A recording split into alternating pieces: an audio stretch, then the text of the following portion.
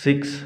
A loan of 15,000 was taken on compound interest. If the rate of compound interest is 12% per year, find the amount to settle the loan after 3 years. Given data लिहूया. P is equal to 15,000, R is equal to 12%, N is equal to 3 years.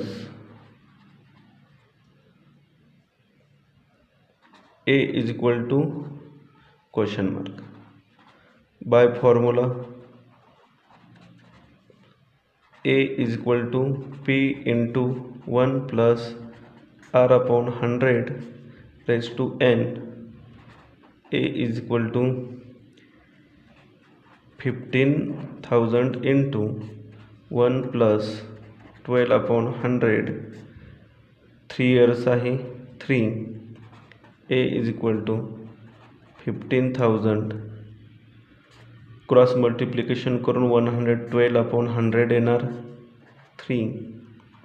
A is equal to 15,000 into 112 upon 100, 112 upon 100, 112 upon 100. आता यांचा आपण भागाकार करूया. 1 0 ला 1 0 cancel, 1 0 ला 1 0 cancel, 1 0 ला 1 0 cancel. 5 2 जा 10, 5 3 जा 15.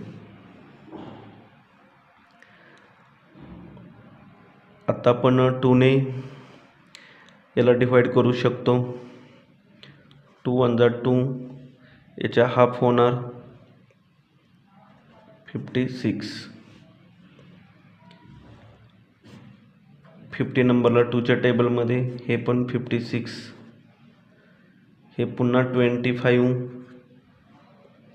हे पुन्हा 28. 2 ने डिवाइड करून आता भाग कोणताही जात नसल्यामुळे आपण उरलेल्या सर्व संख्या लिहून घेऊया.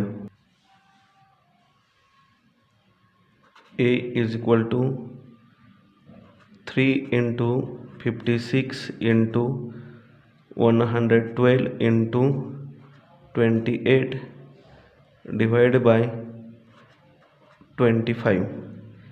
A is equal to, आता या सर्वांचं मल्टिप्लिकेशन करूया आणि त्याला 25 ने भागाकार करायचा आहे.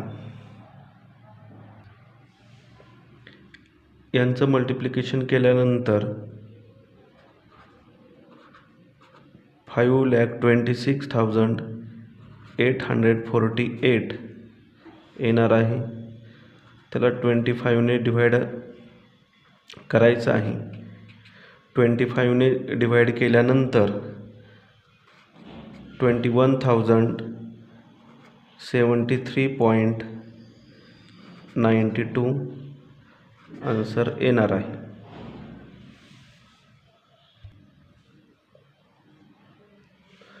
Question number 7. A principal amount to 13,924 in 2 years by compound interest at 18% per year. Find the principal. आपल्याला A दिलेला आहे 13,924, R दिलेला आहे 18%, N दिलेला आहे 2 years आणि प्रिन्सिपल फाइंड करायचा आहे. By formula A is equal to P into ब्रॅकेटमध्ये 1 plus R upon 100 raised to N. A is equal to, A ची आपल्याला व्हॅल्यू दिलेली आहे, आपण ती इथं लिहू शकतो.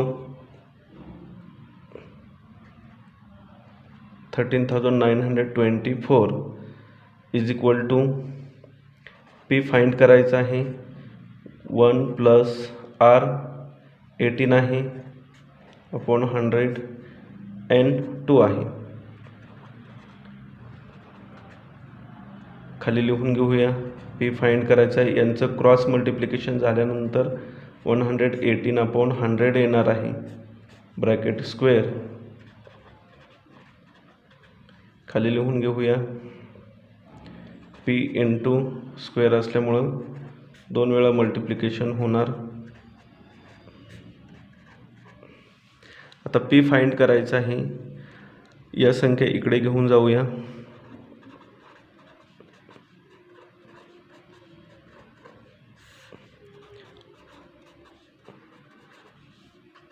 Equal to P. या सर्वांचा भागाकार केल्यानंतर आपल्याला आन्सर मिळणार आहे. भागाकार करून 10,000 आपल्याला आन्सर भागाकार करून आपल्याला 10,000 आन्सर मिळालेला आहे. आपल्याला प्रिन्सिपलच फाइंड करायचे होतं.